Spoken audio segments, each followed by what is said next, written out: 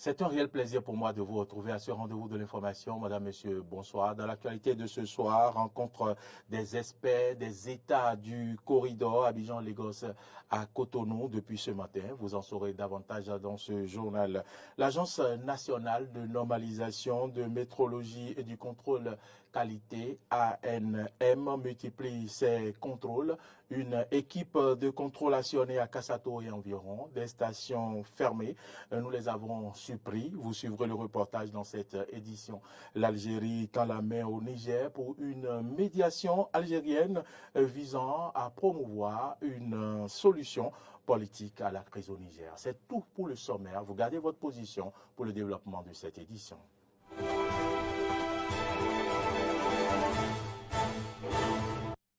Merci à toutes et à tous de nous préférer. Bienvenue dans ce journal. Des experts des États du corridor Abidjan-Lagos tiennent depuis ce matin à Cotonou une réunion sur la fluidité des échanges sur le corridor. La présente rencontre qui s'étend sur 2 jours prépare la rencontre des ministres chargés du commerce des États du corridor Abidjan-Lagos prévue pour le jeudi 5 octobre. Clémence Tournoucoin pour le compte-rendu. Au cours de cette rencontre, il sera question de discuter et d'échanger sur les entraves qui empêchent la fluidité du trafic sur le corridor Abidjan-Lagos. À cela s'ajoute la présentation du projet d'aménagement du corridor routier Abidjan-Lagos, contribution à la libre circulation, au commerce intra-régional et au regroupement économique en Afrique de l'Ouest. Pour le président de la Task Force sur le schéma de libéralisation des échanges de la CEDEAO, Mohamed Ibn Chambas, il s'agira de rappeler les dispositions communautaires sur les procédures de reconnaissance de l'origine communautaire des produits, évaluer les raisons de blocage de cargaison de marchandises en transit et de produits agréés au schéma de libéralisation des échanges destiné à la mise en consommation sur les marchés nationaux. Aboutir à une solution acceptable par toutes les parties et en conformité avec les instruments communautaires. Proposer les actions pérennes pour une libre circulation sur le corridor Abidjan-Lagos de produits en transit et agréés sous SLA. La persistance des obstacles au commerce sur le corridor Abidjan-Lagos pourrait mettre à mal l'attractivité de la région en matière d'investissement. C'est pourquoi il est attendu des experts des propositions concrètes pour lever ce frein. Les discussions doivent être les plus franches possibles, de manière à ce qu'on aboutisse à des propositions concrètes, des propositions qui nous amèneront à trouver des solutions définitives, sinon palliatives aux difficultés et qui sont constatées ici et là sur le corridor Abidjan-Lagos dont l'importance n'est plus à démontrer. Elle nous offre l'opportunité de nourrir des réflexions autour de la mise en place d'une meilleure approche pour rendre fluide et réelle la libre circulation des biens et des services sur le corridor Abidjan-Lagos. Corridor qui représente à lui seul près de 65% du trafic commercial du schéma de libéralisation des échanges de la CEDEAO et du transit des marchandises. Le corridor Abidjan-Lagos est le principal corridor de transport Est-Ouest en Afrique de l'Ouest, reliant les capitales de 5 pays que sont le Bénin, la Côte d'Ivoire, le Ghana, le Nigeria et le Togo. Les déplacements le long de ce corridor sont reconnus comme essentiels au développement socio-économique de la région.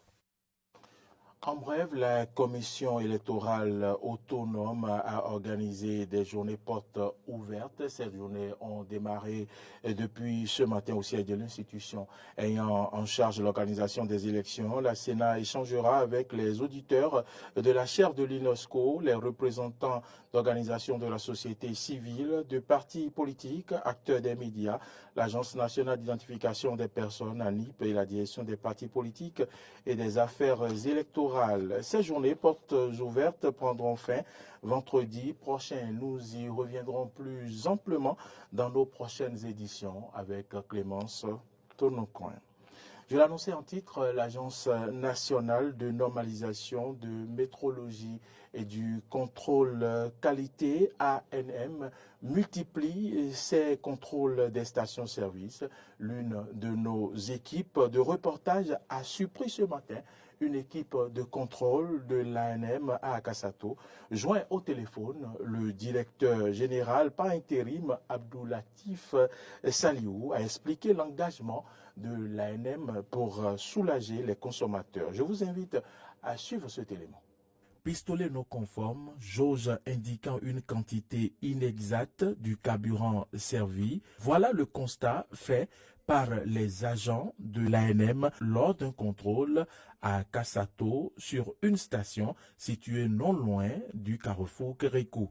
Les agents contrôleurs ont pris tout leur temps pour contrôler toutes les pompes installées sur le site.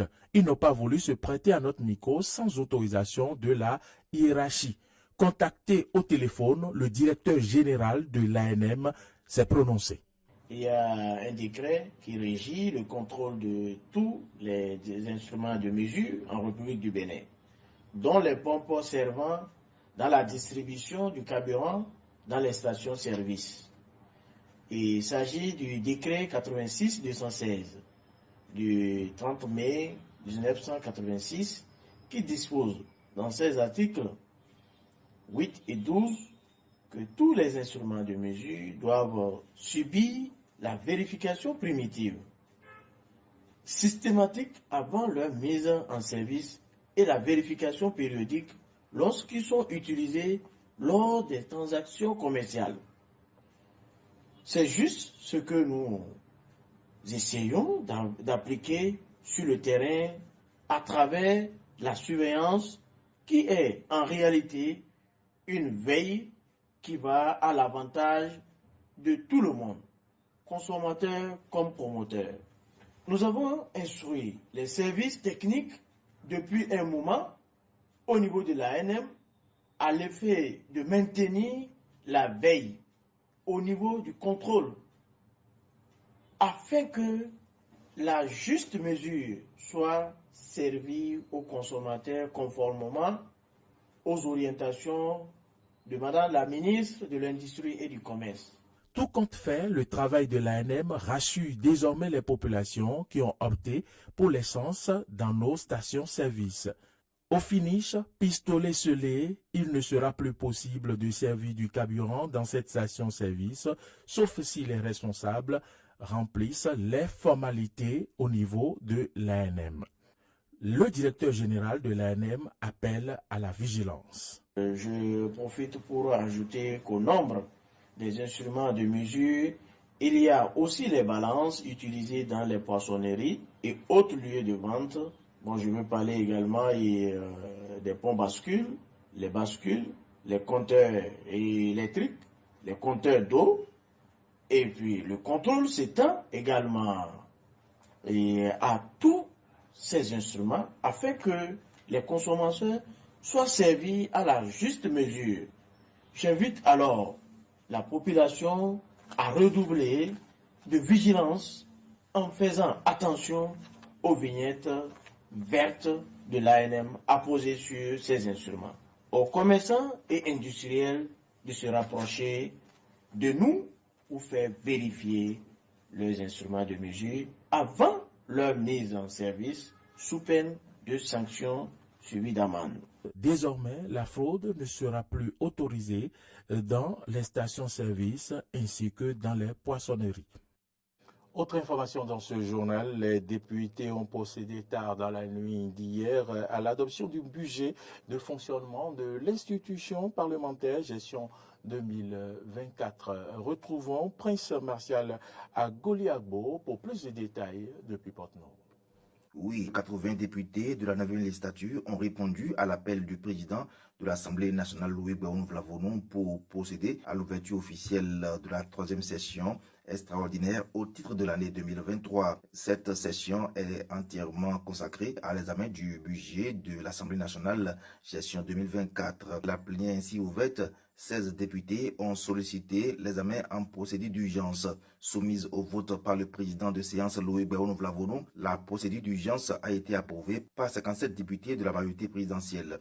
19 députés du groupe parlementaire de l'opposition, les démocrates, l'ont rejeté. La commission des finances et des échanges de l'Assemblée nationale, présidée par le vice-président Denis Glebrito, a été saisie pour l'examen du dossier quant au fond. Ainsi donc, ce dernier a demandé au président de suspendre les travaux pour juste 1 heure de temps afin que les rapports soient finalisés par les commissaires de la dite commission. La plénière qui a démarré à 17 h a permis à 16 députés de solliciter donc la demande en procédure d'urgence. À la reprise, tard dans la nuit, le rapport soumis à l'appréciation des députés porte sur un montant de 24 788 969 569 francs CFA. Selon les explications apportées par le président de séance Louis Béon-Vlavonon, le budget de l'Assemblée nationale du Bénin pour la gestion 2024 est en nette régression par rapport à celui de 2023 qui s'élevait à 25 55 356 969 francs CFA. Ce document qui a été présenté aux députés fait le point de l'exécution du budget de l'Assemblée nationale au titre de l'année 2023. À la date du 30 septembre 2023, l'exécution du dit budget se chiffre à 18 305 892 425 francs CFA, base engagement. Ainsi, 72 députés ont voté pour et 28 donc de voter contre. Au terme du vote, le président de séance Louis Béon-Vlavonon a précisé que ce budget n'est pas un budget imposé comme un dictat. C'est nous-mêmes qui avons fait les documents qui ont permis d'élaborer ce budget que nous vous avons présenté, a rassuré donc le numéro 1 de l'institution parlementaire. Et pour lui, ce budget ne peut pas s'élaborer sans tenir compte des critères de convergence et de la lettre de cadrage. Nous sommes tout juste conscients de notre situation de pays en émergence. Le pouvoir exécutif ne nous impose rien, a indiqué le président Louis Béon-Vlavonon, qui n'a pas manqué de rappeler chaque député à sa responsabilité. Malheureusement, cet appel lancé est tombé dans les oreilles de sourds. Cet appel n'est pas donc entendu par les députés du parti Les Démocrates qui ont du coup rejeté ce budget du Parlement exercice 2024. C'était Prince Martial à Goliagbo depuis Porte-Nouveau pour Eden TV. Merci à vous, Prince Martial Agoliago, depuis Porte-Nouveau. Hors de nos frontières, la junte militaire au pouvoir au Niger accepte une médiation de l'Algérie pour un plan de transition de 6 mois. Suivez ici les détails. L'initiative prévoit une période de transition de 6 mois afin de parvenir à une solution visant à restaurer le système démocratique. L'Algérie s'est toujours opposée à l'intervention militaire de la CEDEAO au Niger et privilégie une solution pacifique au conflit. Prenant acte de cette notification, le président de la République a instruit le ministre des Affaires étrangères et de la Communauté nationale à l'étranger, M. Ahmed Attaf, de se rendre à Niamey dans les plus brefs délais en vue d'y entamer des discussions préparatoires sur la mise en œuvre de l'initiative algérienne avec toutes les parties prenantes. Et c'est ici que se referme ce journal. Merci à toutes et à tous de l'avoir suivi. L'information, vous le savez, continue sur nos différentes plateformes, YouTube, Facebook, Twitter et sur notre site internet www.belen-eden.tv. Mais vous pouvez également nous suivre en téléchargeant notre application, c'est Eden TV Diaspora FM, sur Play Store ou App Store. Demain, quand il sonnera à 8 h, on se retrouve dans ce studio au rendez-vous de l'émission Matin d'Eden. Bonsoir.